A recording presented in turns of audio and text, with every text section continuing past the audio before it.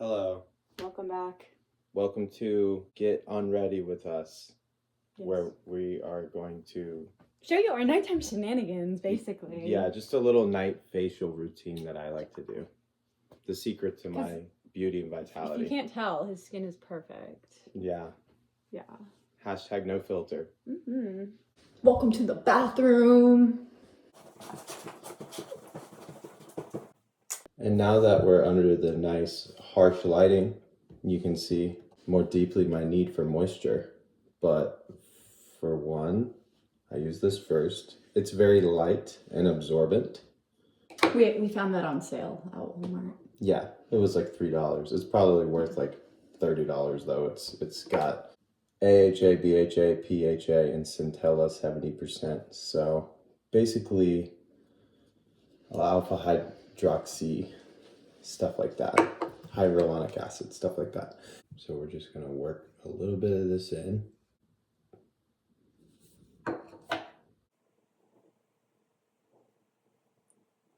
Alright, use the mirror. Can't do this with the camera. Yeah, it's confusing backwards. Yes. It's just got a line to it.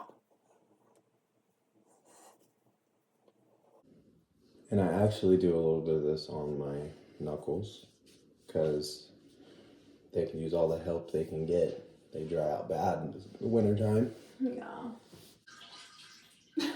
Okay, next I put on this hemp shea butter coconut beeswax with a light patchouli scent. It's barely any patchouli. Like if it was a lot of essential oil in this, I don't think my skin could take it. It's a little bit on the heavier side, so I use a tiny little bit, and I also use it on my hands because she bartends and your hands get pretty banged up. Yeah, it's also a great makeup remover if you want to stay away from the wipes because they have all sorts of harsh chemicals in them. This is a natural way to just remove makeup and any dirt in that case. It really is good at taking things out of the pores. Yeah, we like the blend, like versus just coconut oil or just shea. You could see how much we use it. Yeah, that was full at one point. Yeah, to the brim.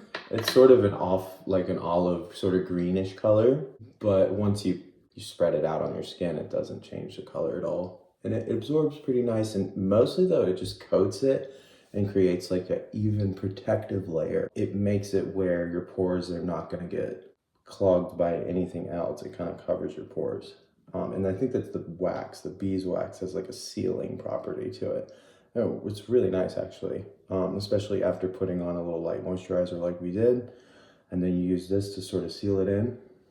You know, this is also pretty much all natural. I mean, I know the cream we used was probably not, but it's alpha hydroxy and stuff, which is, I think that's what that's called, or hyaluronic acid, or it's pretty tame. It's not like a super potent retinol serum or something, which we do retinol wash like a few times a week, but it is expensive. And now, as you see, it's got nice sort of matte with a light shine, with a matte finish. It's not the most shiny, like coconut oil, you look wet. But with the shea and the beeswax, it's like even. And then I've worked the rest into my hands, because your hands and your face are both constantly exposed. They both need constant moisture, especially if you work with your hands. As a musician, you don't want to play your guitar for at least like 10 minutes after putting on moisturizer. Definitely wash your hands with some Dawn or something. Yeah, and then actually, if you want to tell them about this. Yeah, so like I used Aquaphor when I was doing tattoos, and it's a great way to heal scars and any other type of wound, no matter what it is. And actually, you wouldn't even really be able to tell, but he actually got scratched in the face. I got attacked. I was in the crossfire of a turf war among our little house panthers. And the little pink spot, I have freckles here already, but this little pink spot was a scar. And actually, I did use some Neosporin too, which we'll get to this. But she recommended this, and I love how it is on the parts of my face that chap from the wind, and for my parts of my hands that chap from the wind, like my knuckles. So it's really windy and cold where we're at.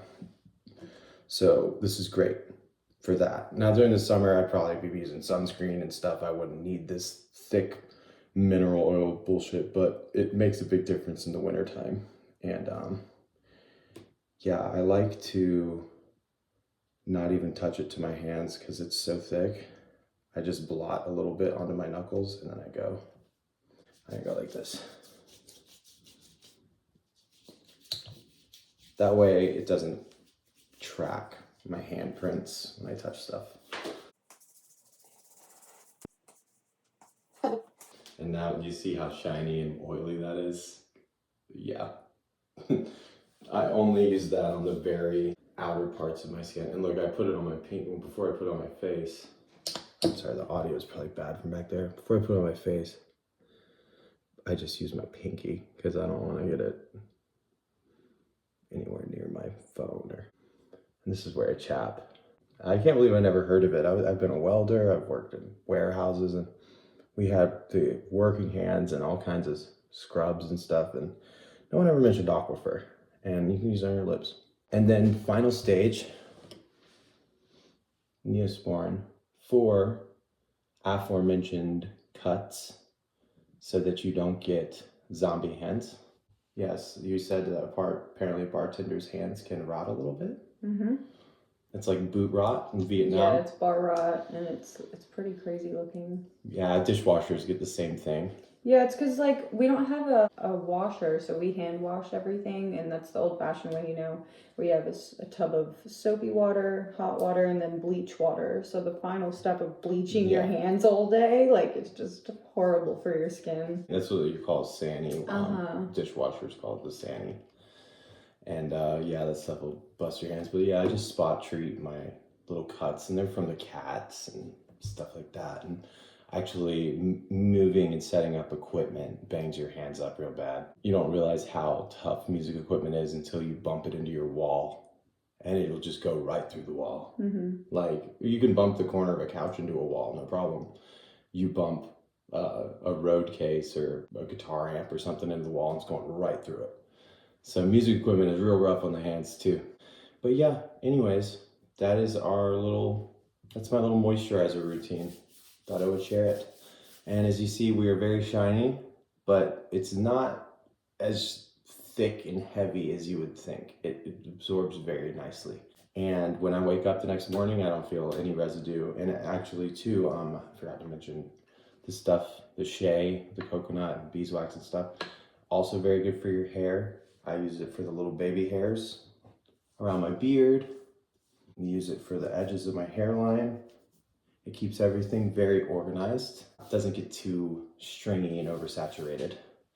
So anyways, I just wanted to say a little bit after the fact that my skincare / hair care routine is for obviously curly hair with fairly oily skin, like my skin likes a lot of oil, so this is not recommended for everybody.